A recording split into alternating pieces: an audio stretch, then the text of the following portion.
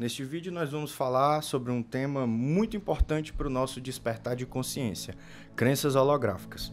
Para a gente falar de crenças holográficas, nós precisamos pensar primeiro no que seria um holograma, né?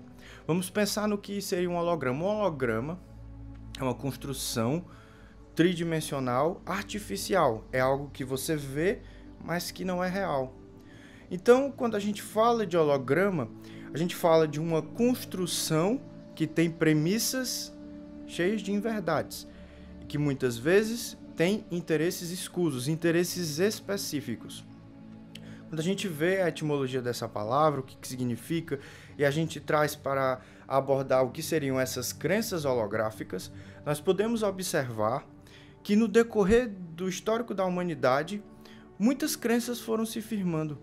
Crenças sobre a realidade do mundo, sobre a realidade até do cosmos, sobre as realidades espirituais, conceitos de divindades, conceitos de espiritualidade.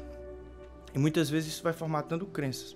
E essas crenças vão sendo passadas de geração a geração, através da memória celular, e sendo reforçadas através da ressonância. Então, uma família com histórico religioso vai passar essa informação para a sua descendência.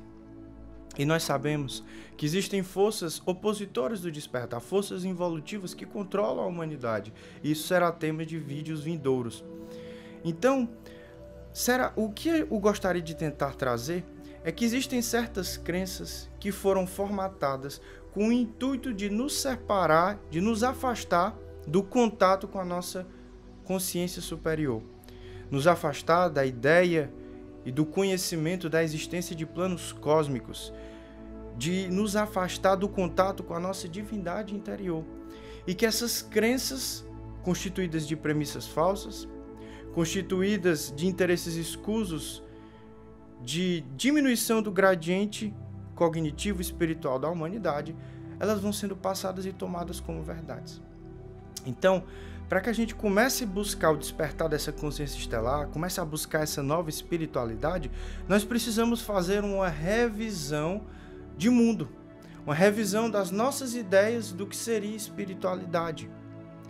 Então, eu trouxe algumas perguntas e reflexões para que a gente possa começar a tentar identificar dentro do nosso contexto se existe alguma crença que, por exemplo, faz com que eu sempre espere soluções externas, que me tira a autorresponsabilidade. A autorresponsabilidade é aquele que se responsabiliza pelo que acontece consigo. E o contrário de autorresponsabilidade é o vitimismo. E aquele que é vítima não tem força para mudar o seu contexto de vida, co-criar uma nova realidade harmônica, uma realidade de despertar, uma realidade onde ele se enxerga como um co-criador.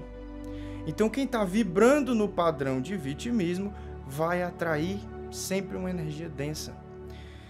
Vai fazer com que eu sempre esteja em uma postura de submissão, porque eu não consigo encontrar soluções dentro de mim, que são uma partícula de fontes de consciência muito maiores, que sou um co-criador. Existe algum movimento que faz com que eu procure o contato com o divino fora? Então eu procure em templos, através de entidades, de uma forma devocional, e eu nunca empreenda práticas de contato e de crescimento interior.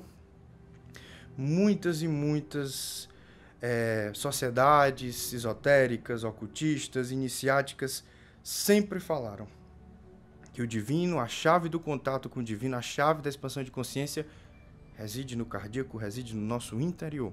Então tudo aquilo, toda a crença que faz com que eu sempre busque a solução fora, que eu sempre busque o contato com o divino fora, em um lugar, em uma conduta, em uma doutrina, me afasta do meu ser interno.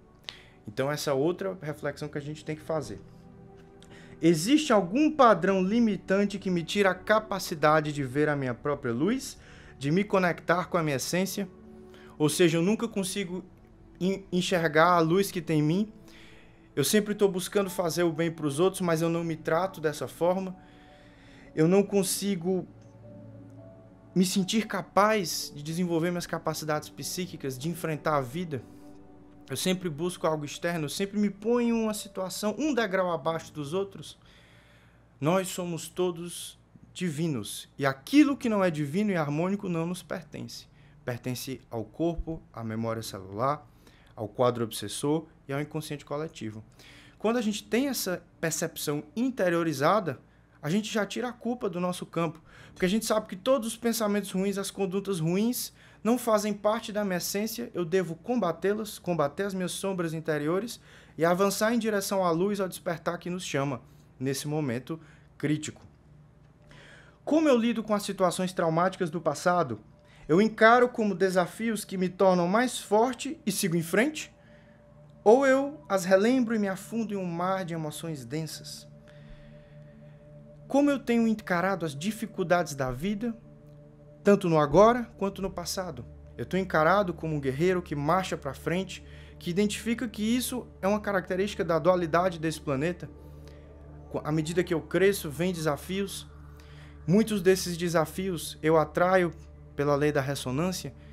Então, se eu mudar o meu padrão de comportamento, eu não vou precisar mais desse aprendizado. Em outra instância, se meu nível de consciência cresce, eu começo a incomodar as forças involutivas. E se eu estou passando por desafios, significa que a minha luz está crescendo?